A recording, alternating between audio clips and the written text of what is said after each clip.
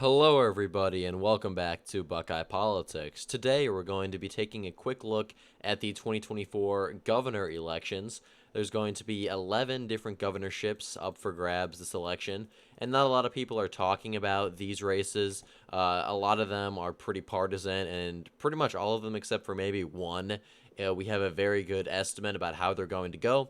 But I thought I might as well just get it out of the way, talk about them real quickly, and, just get it over with basically because I don't want to have to make a video about them in a couple of weeks since pretty much besides one of them we know how it's going to go. So we'll start in the east. We'll go east to west real quickly. So we'll start in the state of New Hampshire, and this is actually the one state that is going to be competitive.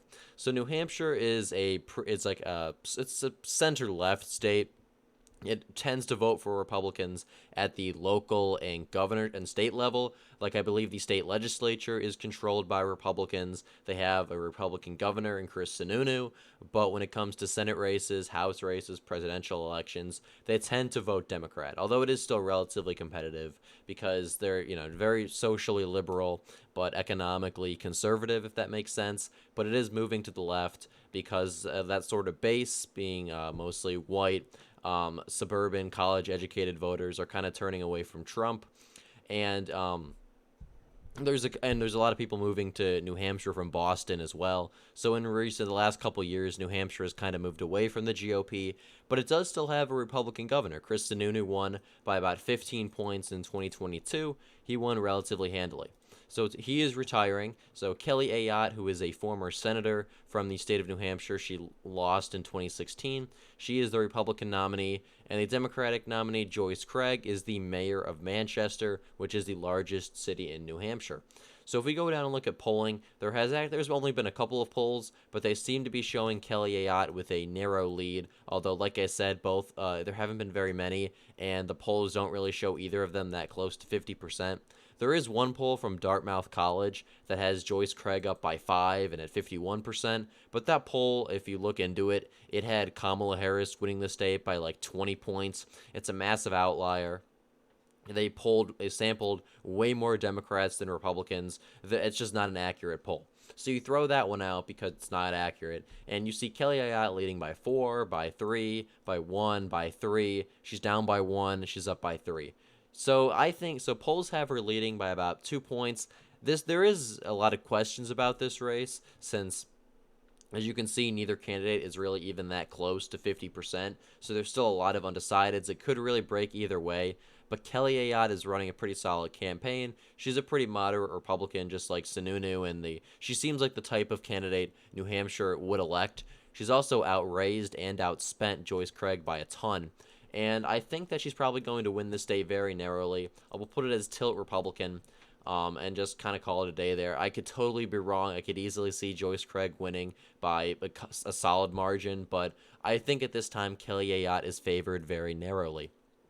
The next state is Vermont, and although Vermont is a very solidly blue state, it does have a Republican governor, Phil Scott, who is basically a Democrat for all intents and purposes. He signed gun control. He's supports, a lot of left-wing social issues. He's basically just a Democrat, except for maybe a couple like tax and like issues like that. He'll break with the Democrats and be more conservative, but really he's pretty much just a left-wing Republican.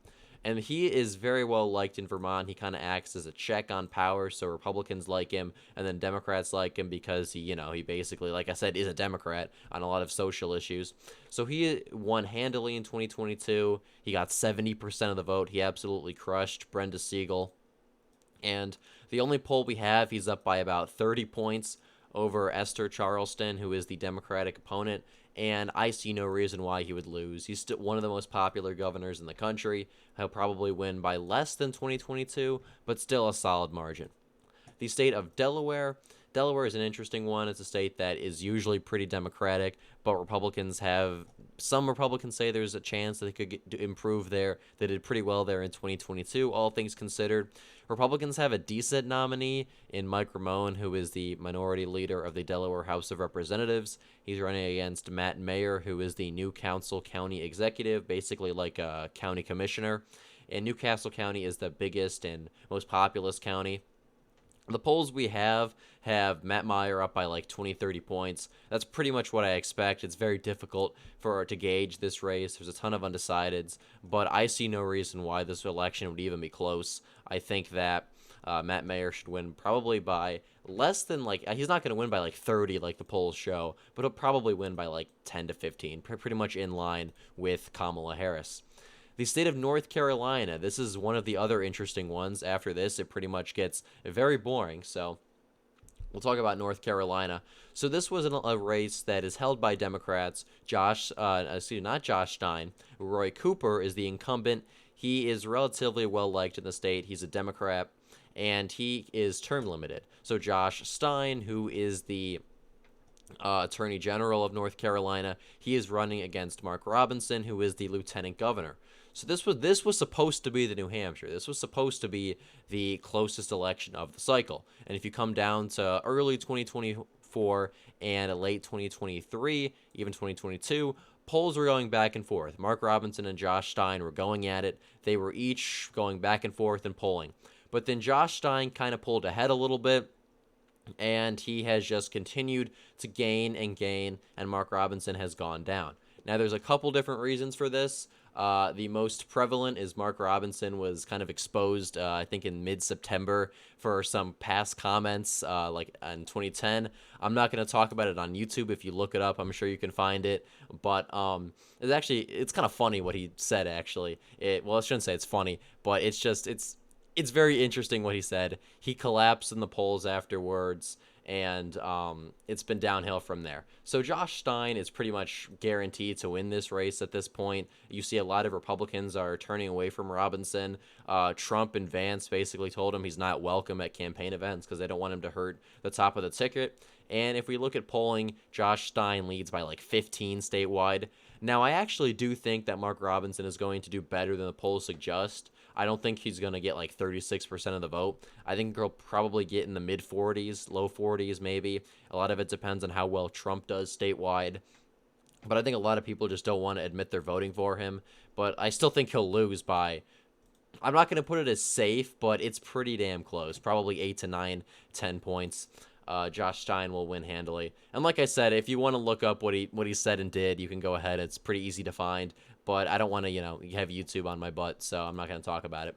West Virginia, pretty safe Republican. It's a deep Republican state. Jim Justice is retiring to run for Senate. He's pretty much guaranteed to be the next senator from West Virginia. Patrick Morrisey, who is the Attorney General of West Virginia, he won a very competitive primary back in May, and he's basically guaranteed to be the next governor. Although this poll has the race kind of close, 19 points. It's not close at all, but for West Virginia standards, it's kind of close.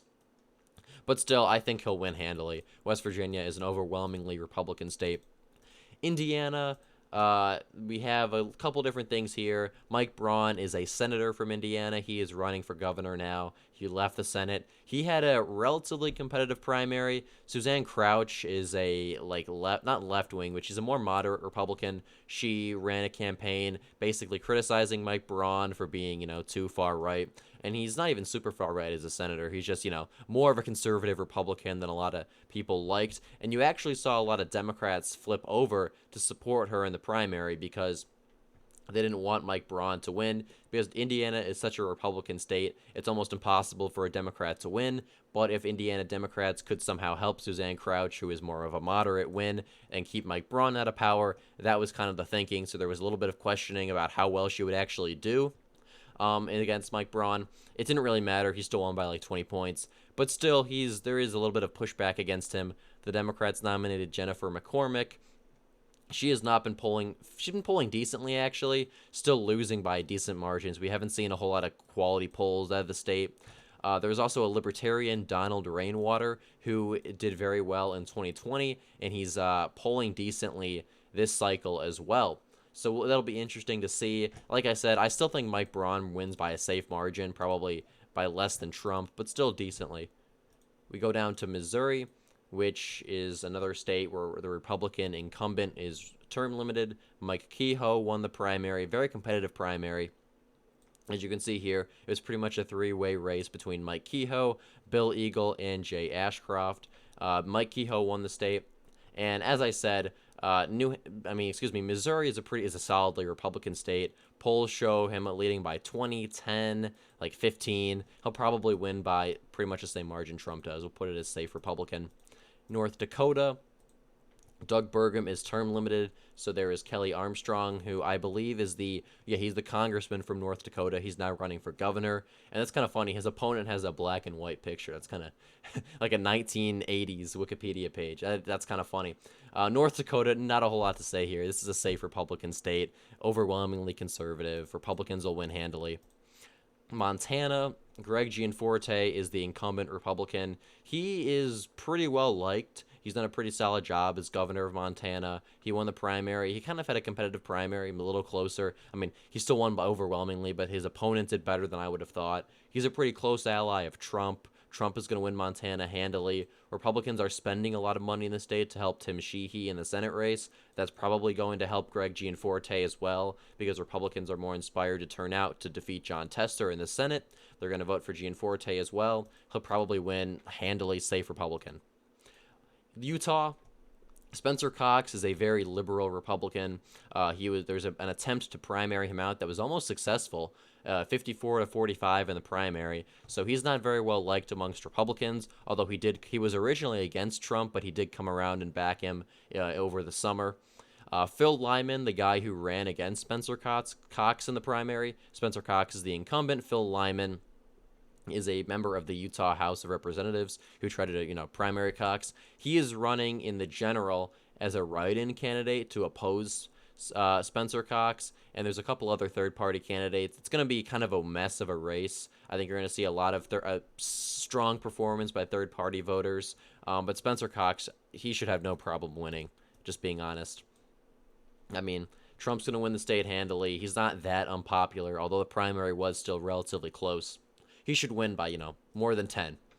Now, the last race we have to look at is Washington State. This is another race that might be interesting. Bob Ferguson is the Attorney General of Washington State. He is running up against David Reichart, who is a former congressman from Washington State, like the suburbs of Seattle. He's a moderate Republican. He's actually pretty well liked and pretty popular. He's a very good candidate. Bob Ferguson is a more left-wing progressive Democrat, so that might hurt him a little bit, although it is Washington State, so not that much, if we're being honest. Washington is a pretty left-wing state. In the primary, Dave Reichart did a little bit better than people thought. He got 27% to Bob Ferguson's 44%. But then the third-place candidate, a Republican who is a pretty conservative Republican, got 10%. You add that up, it was only about 44 to 37. So Bob Ferguson is, I'd say, a little bit of an underperformer, just because, like I said, he is more of a left-wing progressive. There is a lot of effort by Republicans to oppose him, but I still think he'll win handily. The polls we have show him up by, there's a poll that had Bob Ferguson up by 7, a poll that had him up by like 16, 10, 15. I think it's going to be closer than the presidential race by a good amount, but I still think that Bob Ferguson wins by about probably 8-9 points. Very early on, there were polls that had David Reichart leading, but yeah, that's completely flipped. Bob Ferguson will underperform Kamala, especially in some suburban and rural areas, but Washington is such a blue state, and he's not that terrible of a candidate, and it's just, lesser than ideal candidate versus solid candidate. It's a safe blue state. It's still going to vote for the Democrat. So with that, this is the 2024 governor predictions. This is pretty much the final prediction. I'm not going to change anything unless something crazy happens in the next 2 weeks, which I doubt it will. We'll see how this ages. Hopefully we'll come out with more videos soon, as we have like 9 days before the election, 9-10 days, give or take. So thank you for watching this video. I want to be sure to ask you to like and subscribe if you'd like to see more. Thank you.